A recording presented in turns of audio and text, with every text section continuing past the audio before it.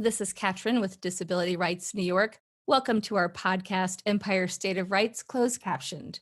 We are here to bring you information on the most relevant topics regarding disability rights and advocacy.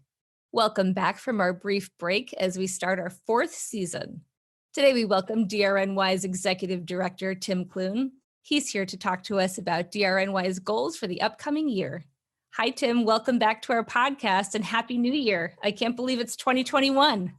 Hey, Happy New Year to you too. I hope you had a happy and safe one. It feels like we just met, a few minutes ago, but here we are in 2021. It went by so quickly, didn't it? Certainly did. So it's a new year and there's so much to look forward to. Let's talk about our upcoming year and some news to be on the lookout from DRNY. I think one of the really exciting things for people to be aware of is that starting this month, we're going to have a podcast series that will be recorded in Spanish. And our own Diana Fuentes Gomez, she's going to be interviewing a whole new set of guests. And I'm really excited to be able to have this addition to all of the resources that we are providing to the community. We are definitely looking forward to that, Tim. And there's also several cases that will continue to follow through this year. Let's talk about some of them. All right, so just briefly, we have many cases ongoing right now, and one of them is, and I mentioned it in our last podcast regarding the ventilator allocation litigation, so that is still ongoing. We also have a case against OPWDD, which is about now adults who are being housed in residential schools way past the time that they should have been discharged and placed, or at least given the opportunity to live in the community. We are also heavily involved in our accessible absentee ballot litigation against the Board of Education. It is called the MG litigation. It is about people who have been incarcerated, but they have reached their either parole or their final date for release, yet New York State has failed to release them to the community because of their failure to provide adequate community housing. It is just incomprehensible to me that this is still going on. We have a case against the city of Troy regarding the inaccessible sidewalks.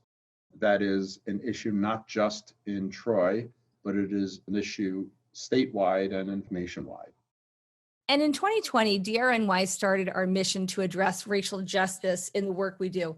Can you talk more about what that will look like as we move into 2021? Absolutely. So ensuring racial justice in our role as the P&A is a priority and will be a priority, not just for 2021, but into the future. We're going to be deliberate and intentional with the cases that we bring, the investigations that we undertake, the outreach and the training that we provide, and the reports that we produce. And how are we going to do that? So for instance, if we investigate abuse and neglect, we're going to analyze the demographics, determine whether Black, Brown, Indigenous, or other underserved clients were targeted or subjected to higher incidents of abuse and neglect. For example, we have a collaboration with John Jay College regarding police interactions in mental health cases, and we're going to analyze how the interaction between the police and our Black, Brown, Indigenous, and other clients were treated in those situations. So we need to engage in advocacy that advances and protects the rights of our clients and all of our clients, and ensuring that racial justice is served.